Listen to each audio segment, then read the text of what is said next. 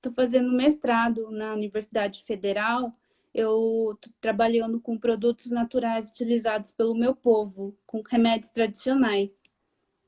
A Ah, minha avó, interessante. ela é, ela é rezadeira, ou as pessoas falam xamã, eu acho.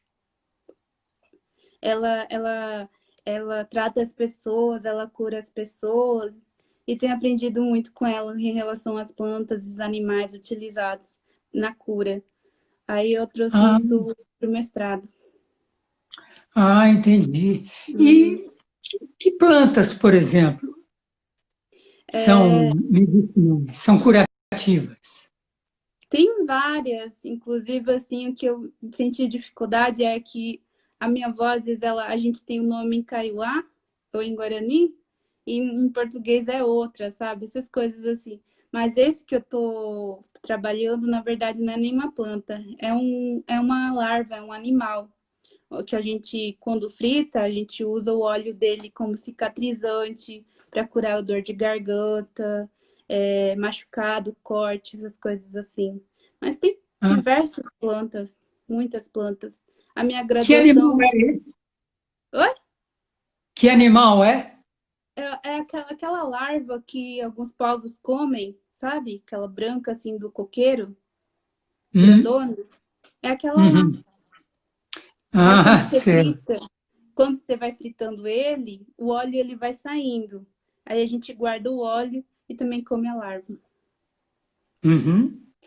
Ele é um remédio Conte um ótimo. pouquinho para a gente da organização do seu povo na aldeia. Sim, existe o cacique, né, que é uma liderança, que é ele que, como é que eu vou falar?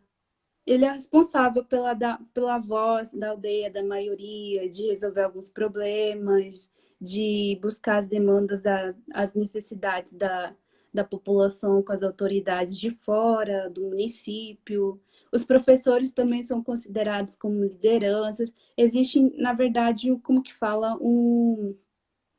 uma, uma rede, professores, anciãos, junto com o cacique, e que eles organizam a cidade, a aldeia.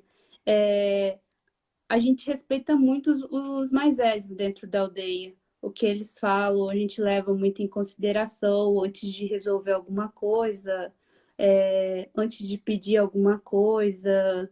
São os que viveram mais tempo e a gente sabe que com a experiência assim deles, eles eles conhecem mais do que a gente.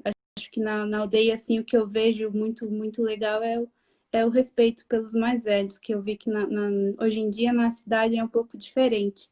E a escola também ela tem um papel assim muito importante dentro da aldeia.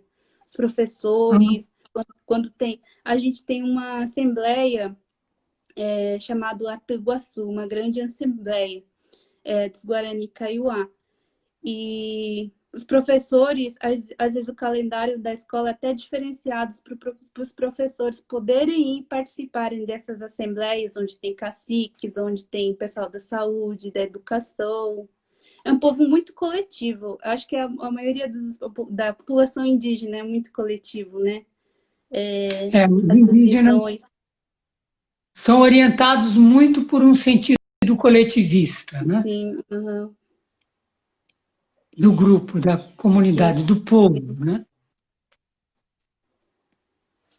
E já que você falou na diferença entre a forma como os indígenas e os brancos, né?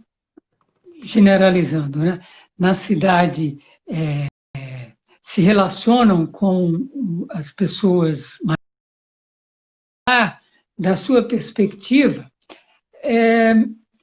da, da, da maneira como o seu povo tem lidado com, com os povos não indígenas, com os brancos, enfim. Uhum. Assim, não sei dizer se melhorou ou piorou. Eu posso dizer o que eu tenho vivido, assim, aqui na região de Dourados. A Hum. região de Dourados, a região do Mato Grosso do Sul, na verdade, é uma região de agronegócio, se vocês Sim, sabem, produção de canavial, de soja, milho, e quem claro. manda são os latifundiários. E eu não sei, assim, no contexto histórico, como aconteceu para o preconceito estar tão enraizado na população.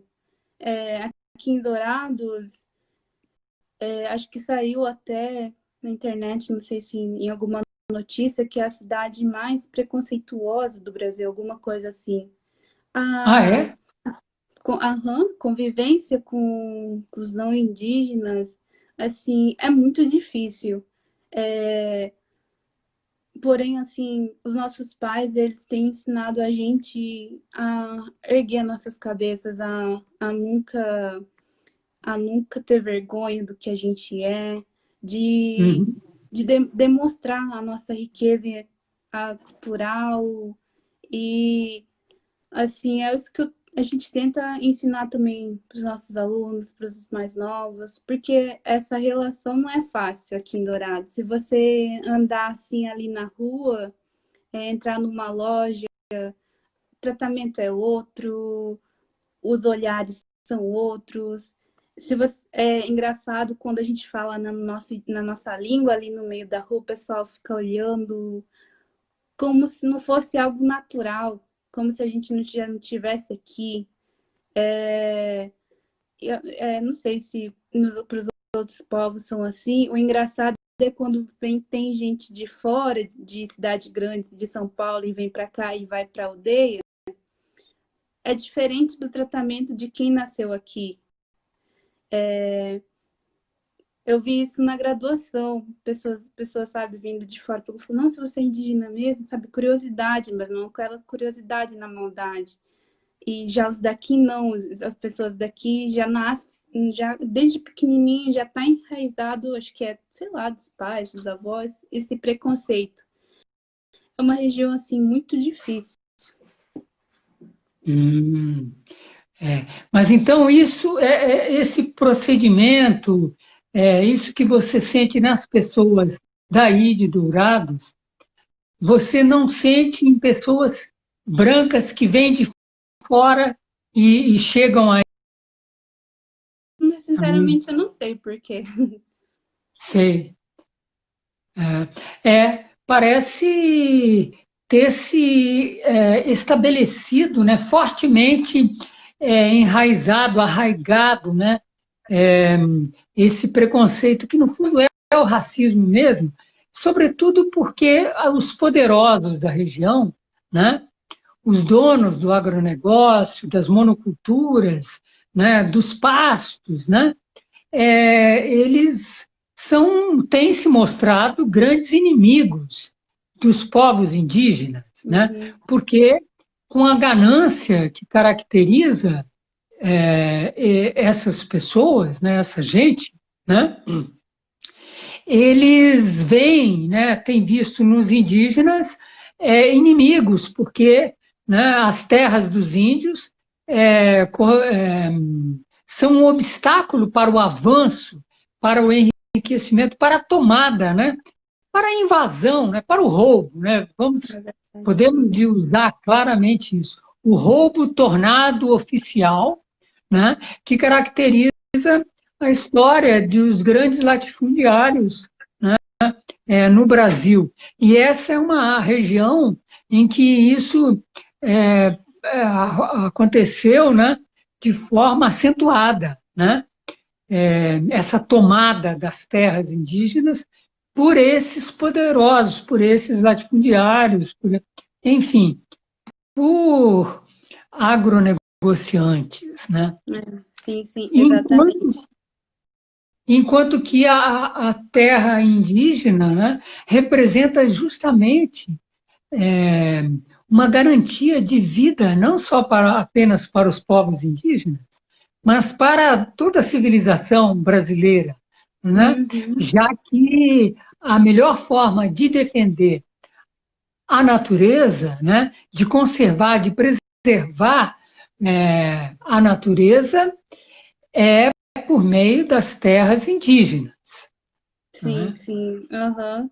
Sim, exatamente isso. É engraçado que algumas terras tradicionais que foram retomados e foram demarcadas oficialmente pelo governo, se alguém fizesse um estudo comparativo, usando imagens de satélite, quando antes era tudo pasto, aí depois aquela população voltou, a gente vê, é incrível como é rápido a restauração das matas, porque eu vejo isso na minha avó, onde ela muda, ela vai plantando árvore, remédio disso, remédio daquilo, um arbusto. E quando eu vejo, já tem um monte de vegetação em volta. E as pessoas não entendem isso, que é um serviço assim que riquíssimo para o mundo inteiro, para as pessoas, para as gerações que vão vir. Aí eu fico pensando nisso, porque às vezes é muito difícil, talvez eu seja, não sei, que muita inocência da minha parte, mas é uma crueldade, assim, que eu vejo, às vezes, fico perguntando para os meus pais, por que que eles nos odeiam tanto? Nessa pandemia, você precisava escutar os áudios, as postagens das pessoas aqui de Dourados, falando esse bando de índio, sabe?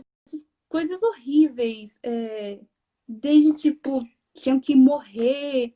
Eles estão falando que o vírus dessa pandemia foi a gente que está espalhando por aí, sabe? Aí, na mídia, então, quando a, matam algum liderança nosso, eles distorcem tudo. É um absurdo. Eles distorcem a história, não falam o que aconteceu, e depois quem fica como quem cometeu o crime foram os indígenas. Aí é horrível. Isso é característica da perversidade, né? Da perversidade de parte da sociedade brasileira historicamente considerada. Né? Os povos negros também sofrem disso que você está relatando em relação a seu povo. Né? Assim como pobres, pessoas pobres no Brasil. Né? São heranças perversas do colonialismo, né? Do período da escravidão.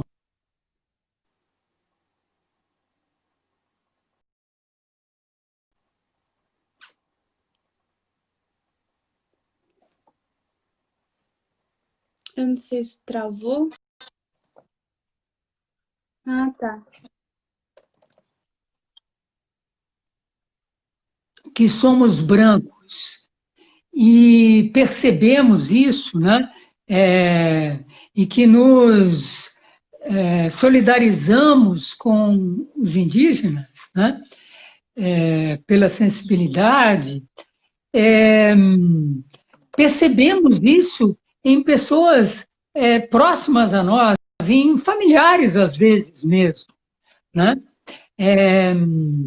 Essa desvalorização do outro, essa desumanização, né, dos seres indígenas, dos seres negros e dos seres das pessoas pobres. Né?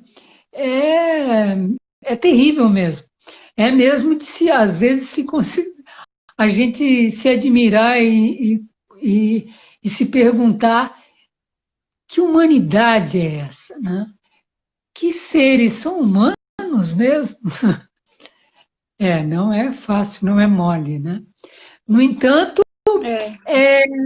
a, a cultura indígena, os povos indígenas, são uma referência maravilhosa de humanidade para todos os povos. Né? os realmente humanos, né? Os de fato humanos, né? É, e a demarcação de terras, né? Já que demarcação já é uma Tá. expressão no sentido que liga você a mim, né? Eu e alguns outros artistas a você e pessoas do seu povo, né? Como tem sido, como está atualmente a situação dos Guarani Kaiowá no que diz respeito à demarcação de terras? É, primeiro, assim, queria parabenizar o senhor. A letra é, é muito sensível, é muito realista. Quando foi lançado, eu lembro de todo mundo compartilhando, quem tinha celular na aldeia, quem tinha conhecido, compartilhando.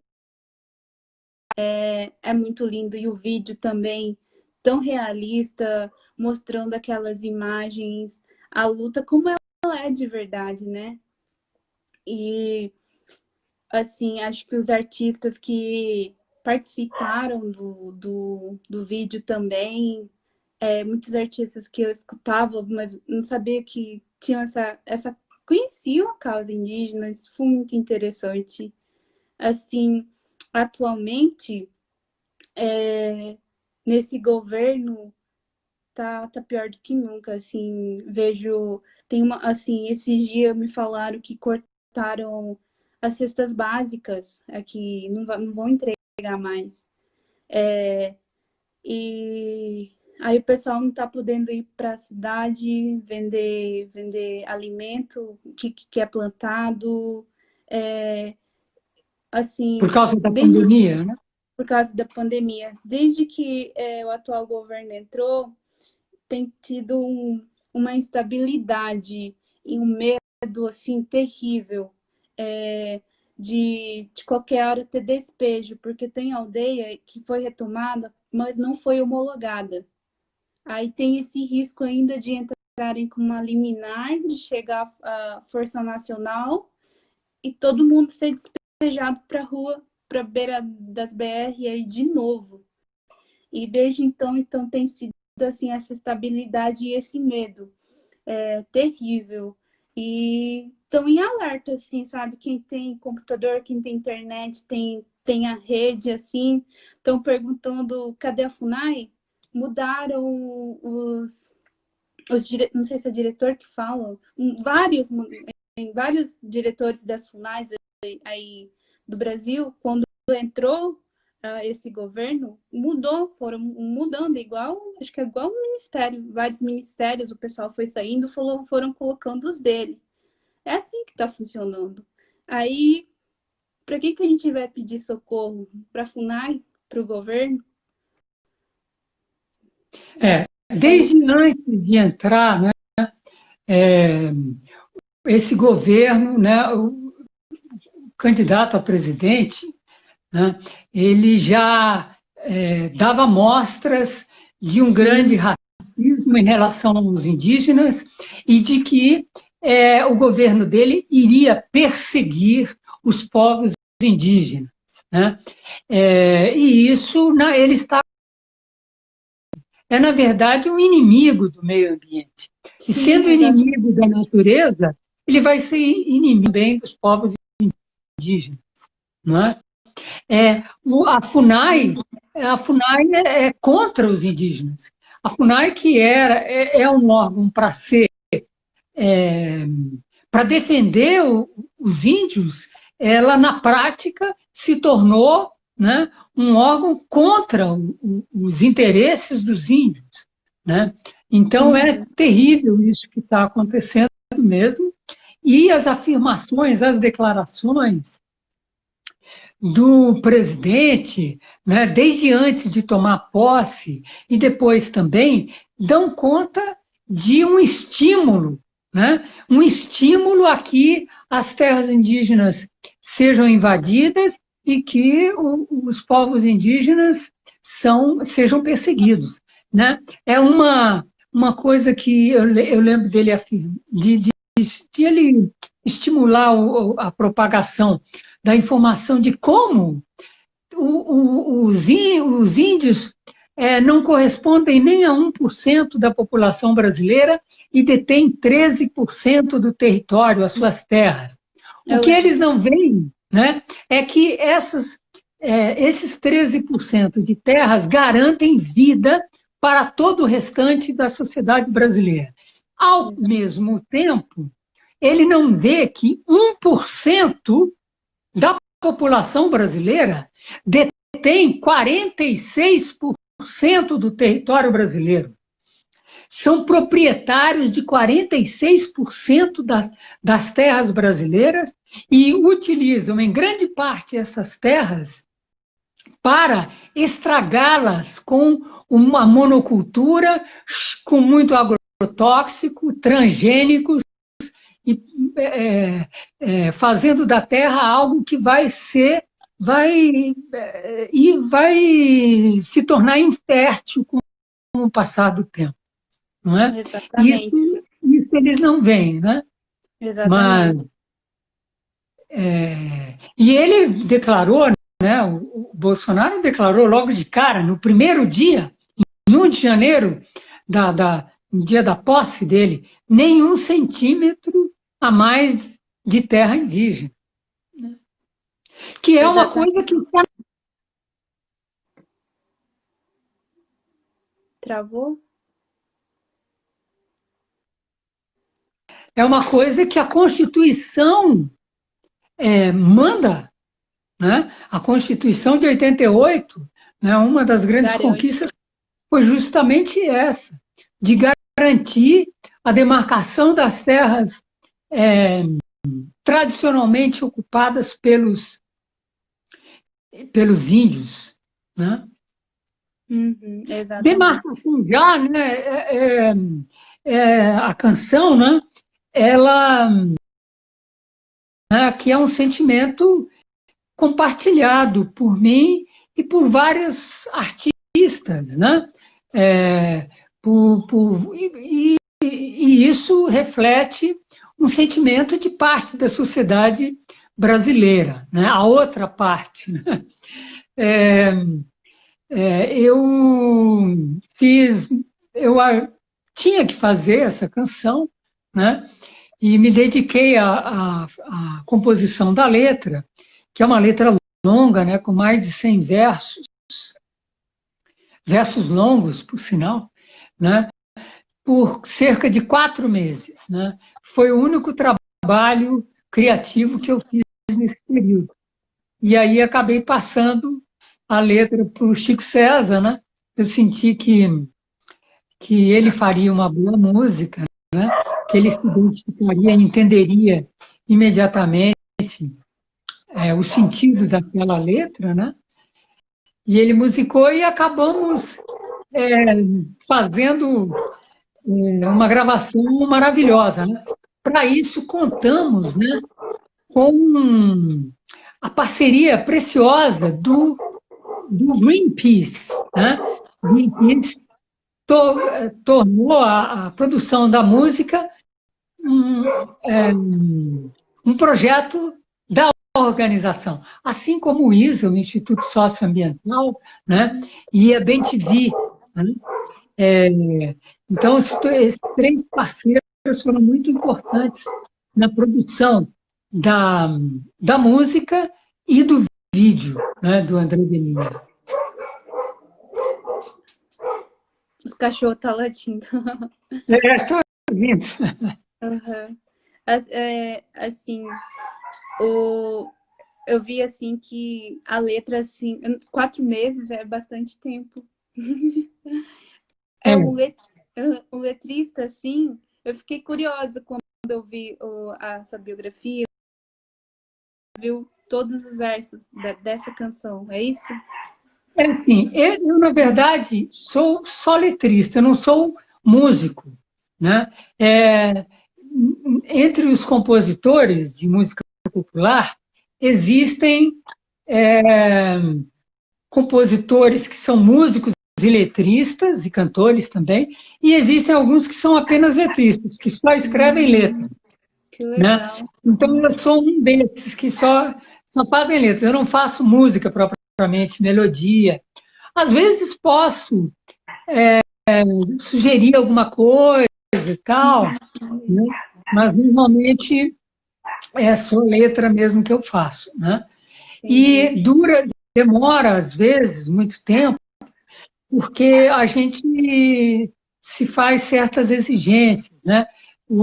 A escritura de uma letra como essa segue algumas regras poéticas, né? De métrica, medida, de ritmo, de rimas, de sistemas de rimas, né? Então, não é simplesmente uma questão de baixar o santo e sair tudo na hora, entendeu? E ir Aham. escrevendo tudo. Não.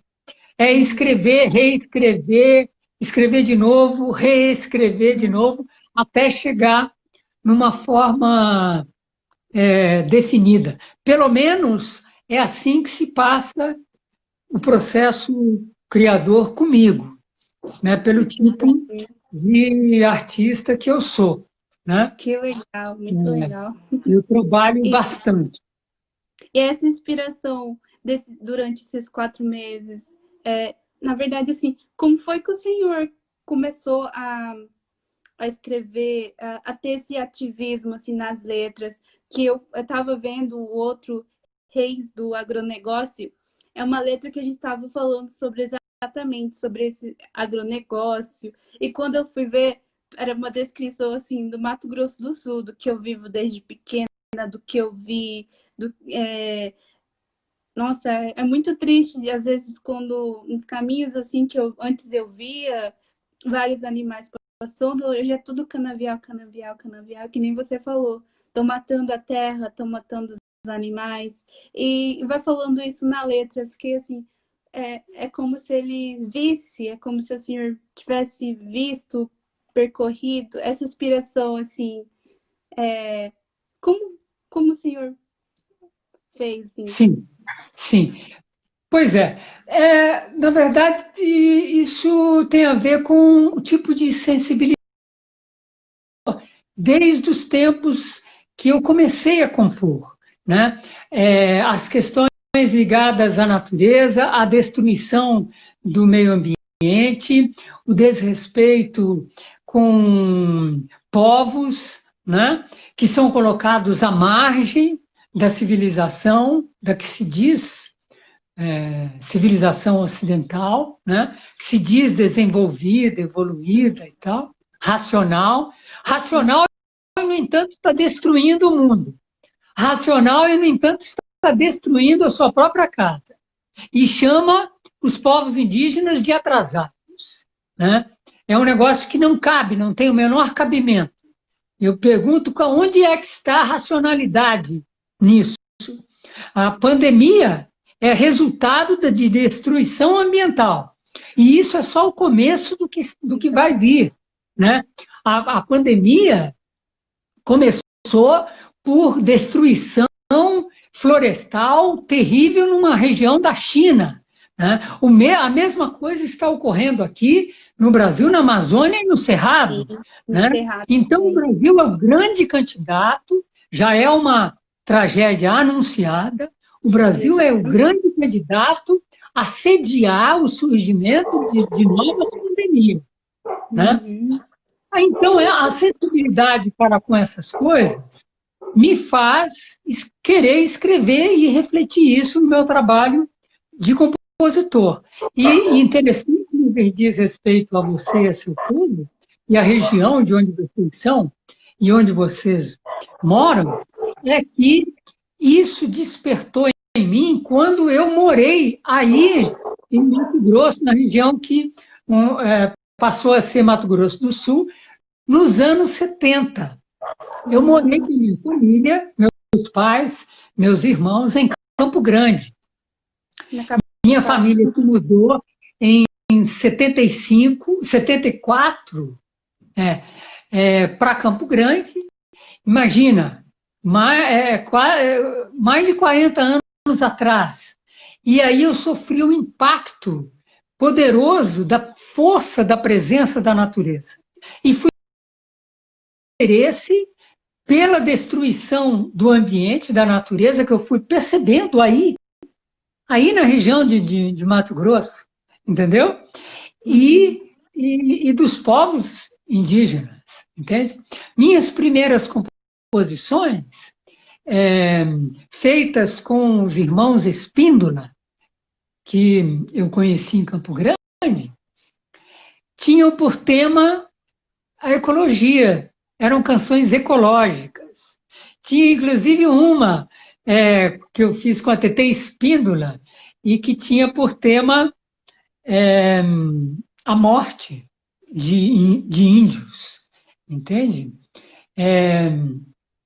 Isso começou nos anos 70, mas a partir dos anos 90 do século passado, mas no final dos anos 90, eu que tinha deixado um pouco esses temas de lado, eu os retomei por conta dos alertas que o IPCC, né, o IPCC, o Intergovernmental Panel of Climate Change, painel intergovernamental de mudanças climáticas, o painel de cientistas do mundo inteiro, passou a divulgar sobre a destruição e sobre o grande risco que a humanidade estava correndo, né,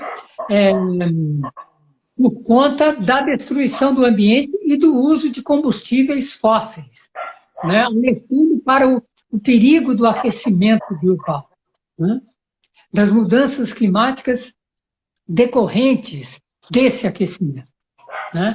Então, eu retomei essas canções. E a minha retomada se deu com uma canção indigenista que eu fiz com um dos meus parceiros, o Lenine, chamada Tubi Tupi, né? Isso em 98. Depois vieram várias outras canções. Que legal. Muito legal, isso é muito interessante. Nunca, até letrista, acho que é algo novo para mim ainda. Tem vários, né, compositor que faz a melodia e o letrista, então é o que... E a demarcação já acho que transmite, assim, essa sensibilidade que a pessoa, que o Senhor tem em relação a esse tema. Muito legal. Parabéns. Obrigado. Então, e muitos artistas importantes aderiram, né, à causa, né, aderiram à causa da canção, né? Gilberto Gil, Maria Bethânia, Elza Soares, Ney Matogrosso, Arnaldo Antunes, Nando Reis, Zélia Duncan, né, Margarete Menezes, Zeca Pagodinho, Zé Cabaleiro, César, antes de mais nada, Russo Passapulso, né? Criolo, acho que já falei, Felipe Cordeiro, Dona Onete, muitos artistas, né? Todos eles identificados, né? O artista normalmente é isso, né? Artista é isso, tem que ser identificado com as questões, com as causas humanas, humanitárias, né? Humano, além do propriamente humano, inclusive, né? Humano, lembrando de como fala o Ailton Krenak, né? Não são só os homens, né? Mas os outros animais, os outros seres também, né? É preciso humanizar, de certa forma, né? Os rios, as montanhas, né? Ver como seres importantes nas nossas vidas, né? É esse sentimento que se faz importante, inclusive, para haver alguma salvação, né? Alguma salvação para boa parte de nós, né? Como raça humana. Essa fala me lembrou um pouco assim do que a minha avó diz. Ela sempre fala assim de como tudo está conectado, como a gente tem que ter respeito, porque tem donos, os rios, as matas têm donos, mas eles dão esse serviço para a gente e a gente tem que cuidar deles. É como se tudo fosse só um só. Assim, me lembrou muito as falas da minha avó.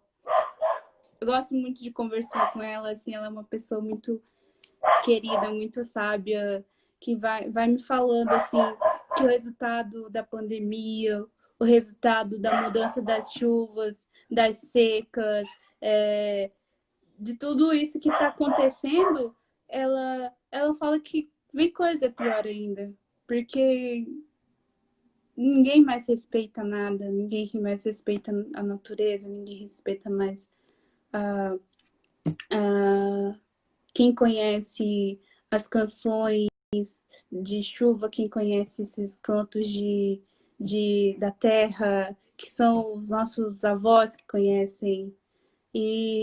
Mas a sociedade que se diz racional, como o senhor falou, não entende, não quer entender tudo isso. Exatamente. É uma sociedade já que se diz avançada, mas muito atrasada em relação à conexão fundamental que foi perdida com a mãe terra. Né?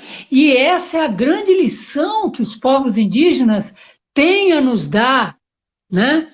E tem a nos dar a nós, sociedade branca, entendeu? Brasileira, que, no entanto, menospreza esse saber indígena que representaria a salvação dela, de seus filhos, de seus netos, entendeu? Exatamente. Isso é um saber precioso, né? Da ligação com a terra, com a mãe, né? Não é à toa que se fala, se existe a expressão mãe natureza, mãe terra, né? Exatamente. Pachamama. A luta pela terra, para eles é uma terra, é físico, é só terra, mas tem tudo isso por trás. Não é só a terra, tem a vida, tem tudo isso que a gente está falando. Então, a luta indígena, a luta pela demarcação das terras, não é pela terra física. É algo assim que tem muita coisa por trás. E a mídia, as pessoas que estão aí julgando algo que eles nem conhecem, não entendem. E esse não entender é, na verdade, ignorância. Uma ignorância que se relaciona com a ganância, né? Com a prevalência dos valores materiais, de dinheiro, enfim, né? Os valores legados e propagados pelo capitalismo, pelo sistema capitalista. Um sistema que se desenvolveu à base de escravidão e produção de miséria e destruição da natureza. Ele se desenvolveu à base disso. Escravidão, produção de miséria e destruição da natureza. Entendeu? E qual é o lema do capitalismo? Crescer, crescer. Sempre isso, né? Economia tem que crescer, essa ideia de que tem que crescer, crescer. Crescer como? A ideia de crescimento implica obrigatoriamente em crescimento contra a natureza, em avançar. Cresce onde? Para que lado? Para o lado da natureza, avançando contra, né? Então, tem que acabar essa ideia de crescimento. Não existe, não cabe mais crescimento. É decrescimento e bem viver, vida simples. Isso se quiser salvação, se essa civilização quiser mesmo se salvar, pelo menos em parte, né? Tem uma letra nova que ainda não virou música, né?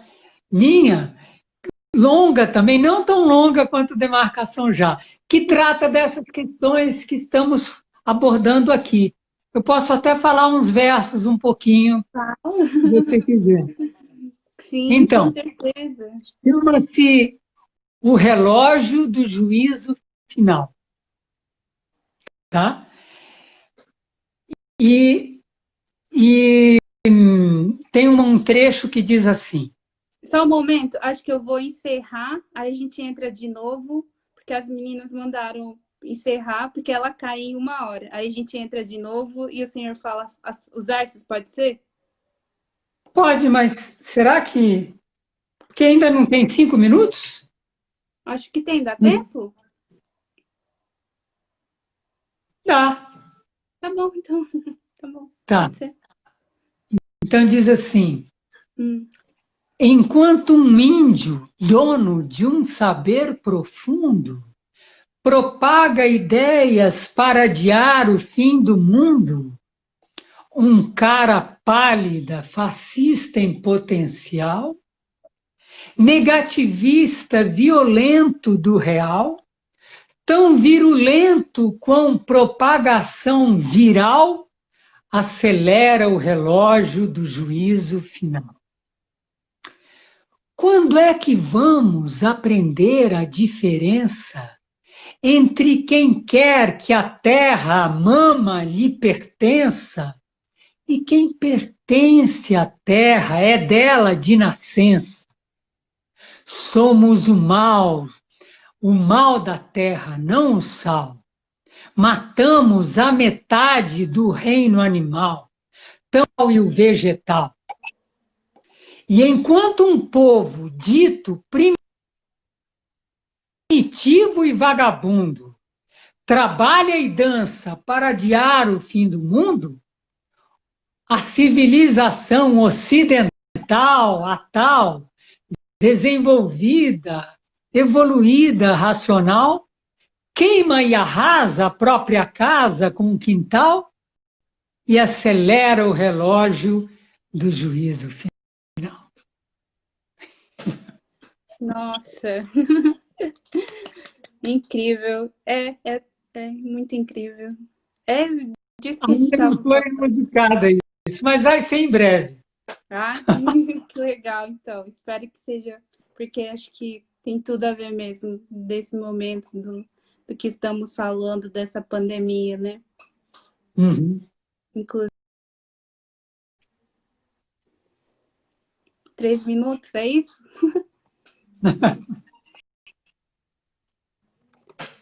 Bom, acho que dá para a gente encerrar. Carlos, primeiro agradecer o pessoal, as meninas, a professora Eliana, não conheço ela pessoalmente ainda, mas desde que a gente começou a conversar, assim, eu vejo como ela é incrível. Esse projeto, então, agora também com essa live, conhecer o senhor, que é alguém que escreveu essa letra, assim, que trouxe essa força pra gente, para os povos indígenas, quando a gente assistiu, quando a gente viu a letra, viu os artistas, vimos como, assim, muitas vezes nas dificuldades, na violência, a esperança ela faz falta às vezes pra gente e às vezes assim a força acaba vindo de pequenas coisas assim como essas assim, sabe, de saber que como jovem assim, falando por mim, às vezes é muito triste, mas quando eu vejo que outras pessoas estão com a gente, isso acaba trazendo essa força. Que bom, que bom.